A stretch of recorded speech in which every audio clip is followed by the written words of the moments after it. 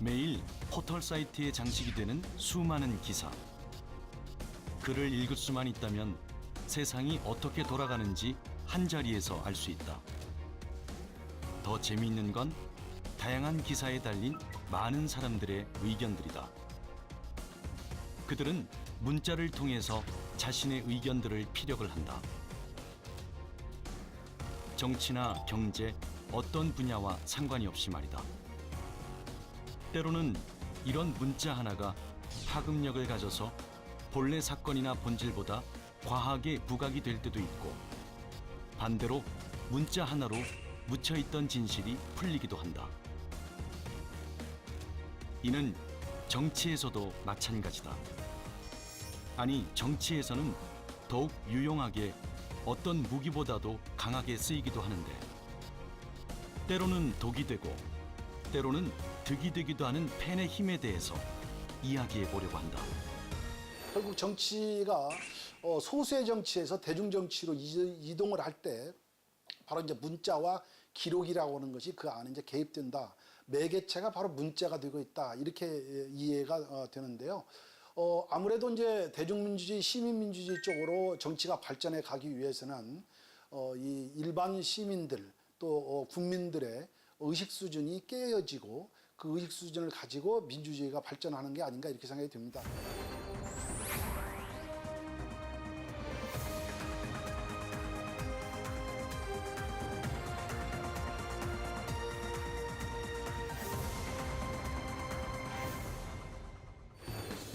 펜은 칼보다 강하다라는 말 한 번쯤 들어보셨을 겁니다.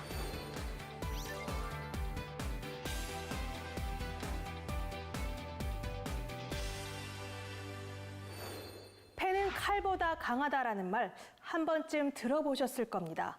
그만큼 글로 표현되는 문자 힘이 얼마나 강한지 보여주는 말이 될 텐데요. 이 말은 과거부터 현재까지 시대를 막론하고 적용되는 말일 겁니다. 요즘 한참 사회적으로 이슈가 되고 있는 미투 운동. 피해자들이 인터넷에 남긴 글 한 줄로 시작됐는데요. 그 파급력은 상당했습니다.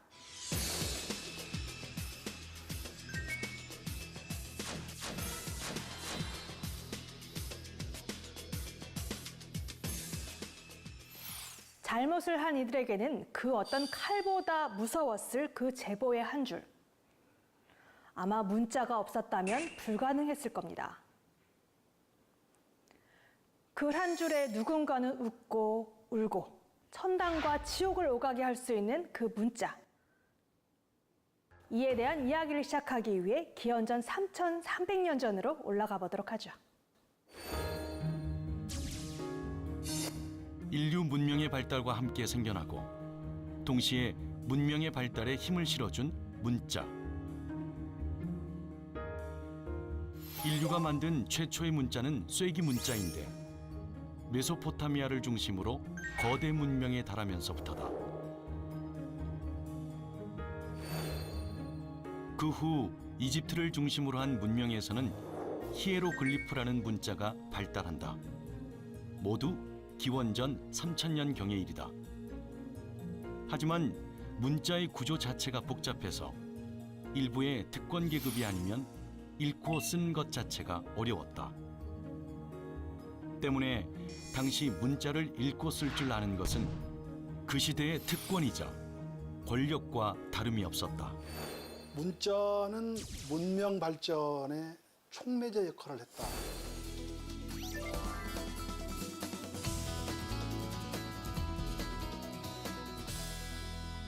우리가 흔히 4대 문명권 얘기하지 않습니까? 예컨대 중국의 황하강, 그 다음에 또 인도, 그 다음 메소포타미아, 뭐 이런 등지역을 얘기를 많이 하게 되는데, 결국은 인간의 이 저장의 한계에서 바로 이제 그 기억들을 문자화로 전환하는 이런 계기가 됐는데, 소수의 특권층을 위한 어떤 그런 수단이었다. 우리가 이제 이렇게 볼 수 있을 것 같습니다.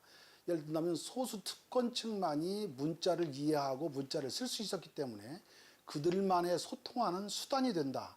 이것은 어떻게 보면 지금 현재 대중민주주의나 시민민주주의하고는 정반대적인 그런 현상이라고 우리가 얘기를 할 수 있을 것 같은데요. 그런 특권층 일부들이 서로 소통하는 수단, 그리고 자기네들만의 그룹으로 엮어내는 어떤 그런 구실과 역할이 되지 않았나 이런 생각이 드는데요. 그리스나 이집트와는 먼 거리에 있는 동양에서는 한자라는 문자가 탄생한다. 탄생 시기는 확실하지는 않지만 기원전 1300년경에는 중국에서 한자의 기원이 된 갑골 문자가 발명되었다. 이 역시 신과 왕의 소통을 위한 것으로 전쟁, 농업, 사냥 등 국가의 중요한 일이나 왕족의 출산, 질병, 기상까지 포함돼 있었다. 신관이 주로 거북이 배껍질이나 소뼈의 구멍을 뚫고 불로 구워 갈라진 모양을 보고 신의 뜻을 읽는다는 것이다. 점을 친 뒤에도 점치기에 사용된 갑골은 곧바로 폐기되지 않고 임금이 예견한 것이 실현될 때까지 보존했다. 문자는 단순히 의사소통의 기능을 넘어서 임금의 판단이 옳았음을 증명하는 권력의 도구였다. 또 하나는 이제 그 문자가 바로 정치나 홍보의 일반화의 어떤 그런 기본이 됐다. 이렇게 하나는 또 이해할 수 있을 것 같습니다. 서민들의 이해를 담고 서민들의 기록물들을 개성하는 어떤 그런 기본적인 역할이 중요하지 않았나 이렇게 생각이 되는데요. 예컨대 뭐 우리 일상생활에 있어서 모든 것들을 기록을 해놓으면 그 기록이 자동적으로 다음 세대의 문화의 유산으로 이어지고 그것이 계승 발전되어 나가는 그런 중요한 구실을 하지 않았나 이렇게 생각이 드는데요. 그게 바로 어떻게 보면 이제 홍보고 어떻게 보면 이 선전의 수단이 되지 않았나 이렇게 생각이 됩니다. 중세 넘어서 많은 문명 국가들이라고 하는 게 문자를 쓰고 읽고 할 수 있도록 만든다. 뭐 문맹률이 얼마나 되는지 하는 것들이 굉장히 최근에 개방 정도에 있어서 그 나라의 지식 정도를 측정하는데 굉장히 중요한 그런 수치가 되고 있는데 많은 사람들이 이 문맹이 없어지고 문자를 이해하고 문자를 쓸 수 있다는 것. 이것은 그 나라의 정치가 그만큼 발전할 수 있는 그런 틀이 된다. 이렇게 이해하면 되지 않을까 생각이 됩니다.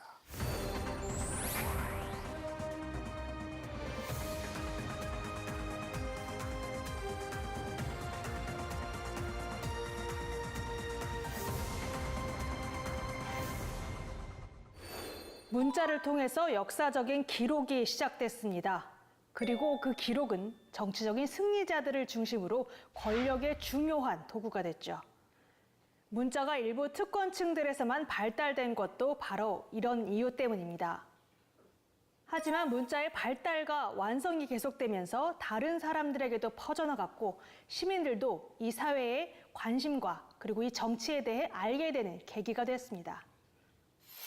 그렇습니다. 뭐 결국 정치가 소수의 정치에서 대중 정치로 이동을 할 때 바로 이제 문자와 기록이라고 하는 것이 그 안에 이제 개입된다. 매개체가 바로 문자가 되고 있다. 이렇게 이해가 되는데요. 아무래도 이제 대중민주주의, 시민민주주의 쪽으로 정치가 발전해 가기 위해서는 이 일반 시민들 또 국민들의 의식 수준이 깨어지고 그 의식 수준을 가지고 민주주의가 발전하는 게 아닌가 이렇게 생각이 듭니다. 그렇다면 거기에 문자를 이해하는 정도 또 홍보나 선전을 해도 그걸 이해하는 정도가 뒤따라야 될 텐데 그게 바로 이제 매개체가 되는 것이 문자가 되기 때문에 문자를 일반인들이 이해한다는 것은 민주주의가 확산된다는 것, 정치가 일반화된다는 것 굉장히 중요한 의미를 갖는다고 할 수 있겠습니다. 하지만 이 문자에 대한 중국과 그리스의 생각은 좀 달랐다. 시제 문자. 비로소 문자를 만들었다라는 말은 황제가 처음으로 문자를 만들어서 백성들의 생활을 편리하게 했다는 중국 신화에 대한 이야기다. 문자의 발명은 역대로 육아에서 칭송하는 위대한 업적 중의 하나이다. 그러나 고대 그리스 철학에서는 문자를 강하게 배척했고 이것이 이른바 로고스, 즉 음성 중심주의라고 하는 형태로 유럽 철학의 근간을 이루어왔다. 이런 성격의 문자는 현존을 망가뜨리고 이성을 호도하기만 할 뿐이라고 여겨져 배척의 대상이었다. 이와는 대조적으로 중국은 문자를 정치의 시작으로 보았다. 그래서 문자를 통해서 사물이 존재하게 되었고 속성을 규정했으며 사물을 질서 속에 편입시켜 통제했던 것이다. 이처럼 고대 중국의 세계는 문자에 의해 축조된 것이라 정권이 바뀌면 질서를 바꾸기 위해서 문자에 대한 새로운 해석이 필요하게 됐다. 중국에서 전통적으로 훈고학이 발달한 이유다. 결국은 정치를 장악한 자의 중심으로 모든 기록이 남겨지기 때문에 사실 왜곡이 거기서부터 출발하는 게 아닌가 이렇게 생각이 듭니다. 뭐 문자에 의한 기록은 돼 있지만 그게 사실일까라고는 팩트일까라고는 것 때문에 다시 이제 논란이 되고 그러는데요. 근데 시대 상황 속에서의 그 팩트, 그 진실이 문자에 남겨진 진실이 어떤 의미를 갖는가를 정확히 파악을 하는 것이 아주 중요하다고 할 수 있습니다. 반면에 팩트의 기록이다 해서 습자의 기록이다라고 했지만 그 팩트가 제대로 쓰여지지 않았을 경우에 시대 상황을 이해한다면 그 팩트의 허위성을 금방 찾아낼 수 있겠죠. 그렇기 때문에 우리 이제 왕조 실록들 과거의 실록들을 보게 되면 이제 그게 진실이 구분되어진다 이렇게 얘기를 할 수 있을 것 같은데요. 그러니까 이제 과거의 상황, 시대의 상황을 이해하는 게 바로 이제 그게 필요합니다. 이 팩트 자체가 정확히 기록됐다 손치더라도 후대의 그 팩트 기록, 문자에 의한 기록을 보는 사람들은 당시의 시대적인 상황을 파악하지 못하면 그 문자를 또 해석하는 데에 또 오류를 남길 수 있는 그런 결과를 가져올 수도 있죠. 그렇기 때문에 시대 상황 속에서의 그 팩트, 그 진실이, 문자에 남겨진 진실이 어떤 의미를 갖는가를 정확히 파악을 하는 것이 아주 중요하다고 할 수 있습니다. 영국의 역사학자이자 국제정치학자인 에드워드 칸은 역사는 현재와 과거의 끊임없는 대화이다.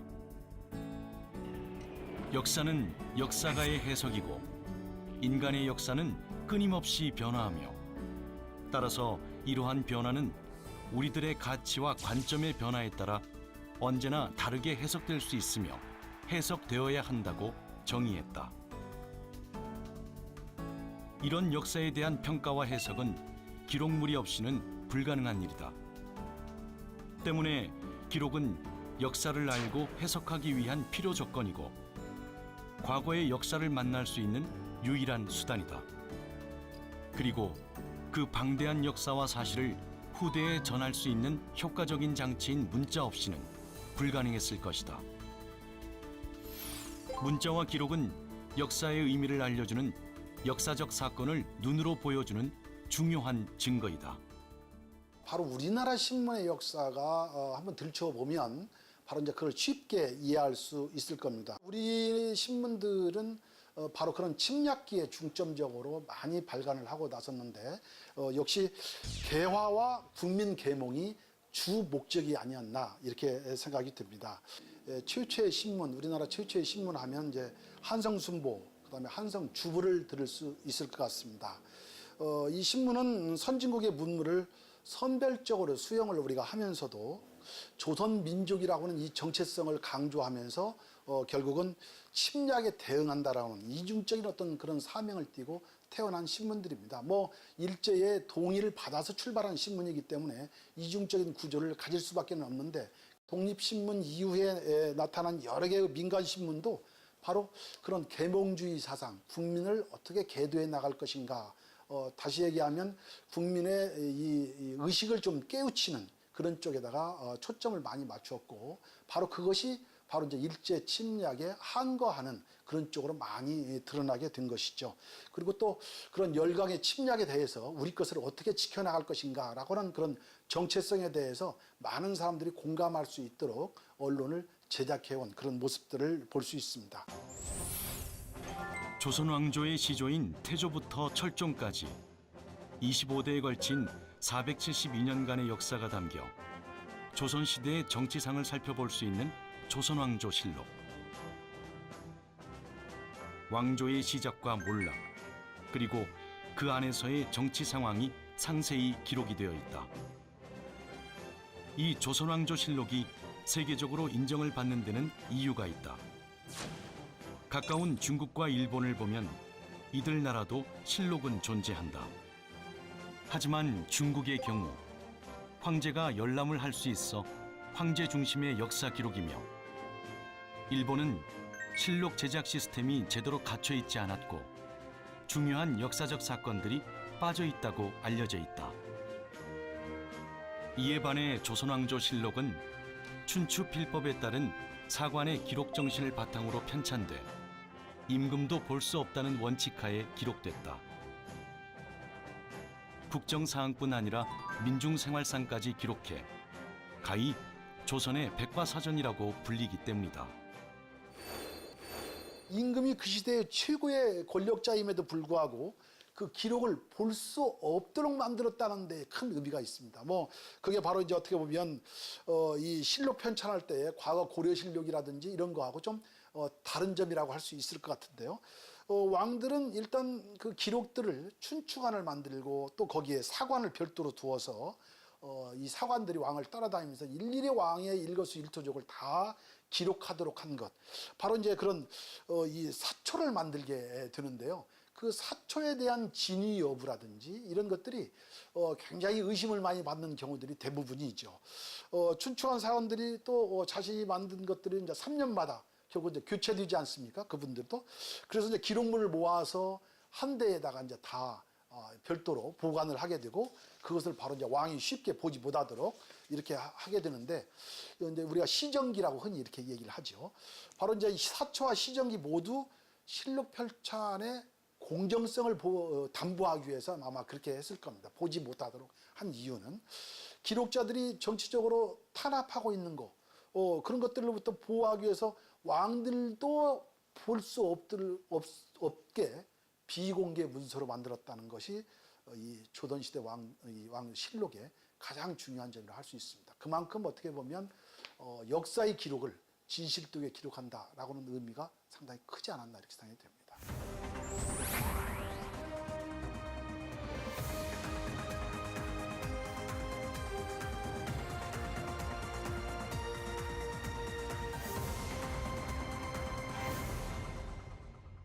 문자 기록 그리고 역사. 인류는 전해져 오는 역사를 통해 발전을 거듭해 왔습니다. 하지만 그 기록은 우리 일반 민중들이 아닌 시대의 권력자들의 시선에 의한 것이었습니다. 역사는 승리한 자의 것이라는 말, 누구나 인정하는 사실일 텐데요. 그래서 때로는 승자는 그 사실을 숨기고 싶기도 하고, 또 그로 인해서 역사에 오점을 남기기도 합니다. 기록을 바탕으로 한 역사가 공신력을 갖기 위해 반드시 필요했던 것이 법으로 제도화하는 것이다. 이 법의 제도화는 정치적 발전과 견제를 위해서 필요한 도구다.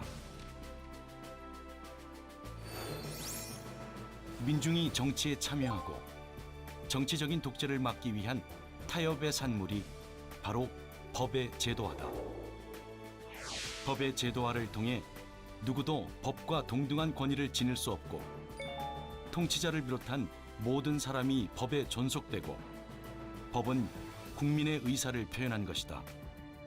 결국 법의 지배는 민주정치와도 맥을 하나로 하는 것이라고 할 수 있다. 그 국민들이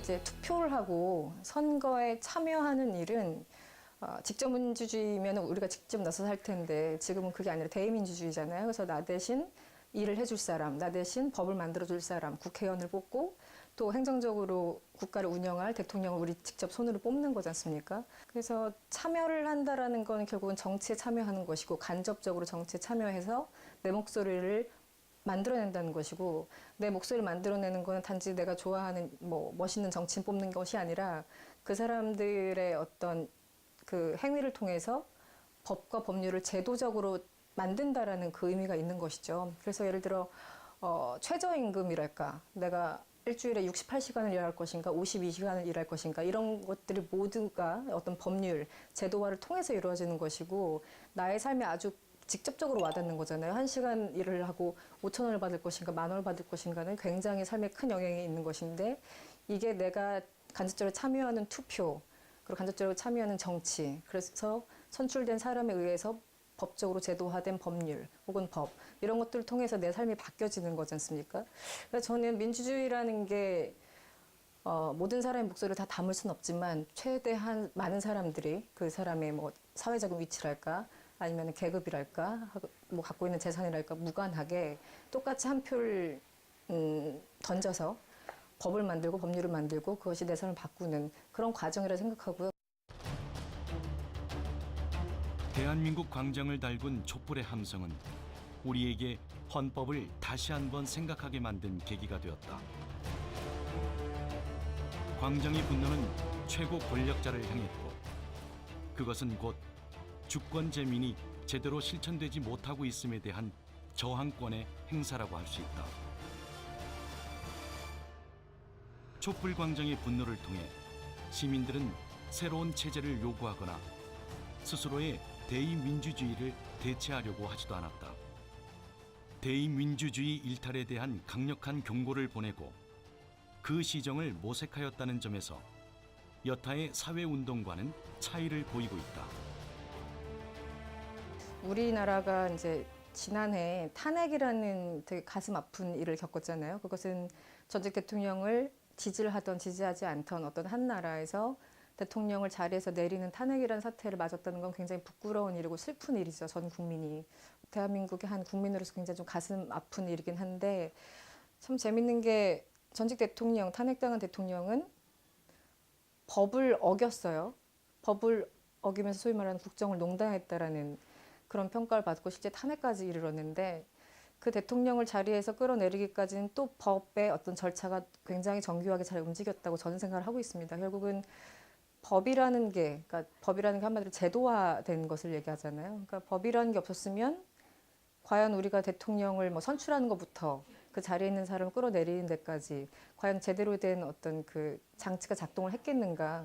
그렇기 때문에 민주주의 사회에서 제도화라는 것은 조금 더 세밀하면 좋을 거라고 저는 생각을 하고 그 세밀하게 제도화시키는 데 있어서 나의 투표라는 게 얼마나 큰 영향을 미치는지 선거 때마다 다시 한번 좀 생각을 해볼 수 있지 않을까라는 생각이 듭니다. 광장의 분노가 녹고나면서 시민들은 평상으로 돌아왔다. 이제 민주시민의 역할은 생활 속의 법치를 실현하는 데 있다고 본다면 다시 한번 헌법이 우리 사회에 갖는 의미를 되새기는 것은 의미가 크다고 본다. 소수의 계층만 문자를 이해하고 그들만의 서로 그룹핑이 이루어진다면 그 안에서의 빚어지는 각종 비리라든지 뭐 서로 협작 또는 뭐 어떻게 보면 단합 이런 거에 의해서 정치가 어떻게 보면 한쪽으로 흘러갈 수밖에 없는 그런 구조를 가질 수밖에 없죠. 그러나 많은 사람들이 문자를 통해서 많은 이해를 가진다면 정치가 그만큼 깨끗해진다라고 볼 수도 있지 않을까 생각이 됩니다.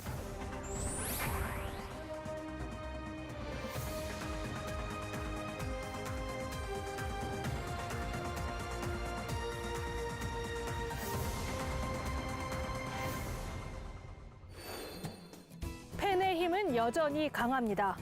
정치에서야말로 펜의 힘이 어떻게 강한지 여러 가지 사례들 함께 살펴봤습니다.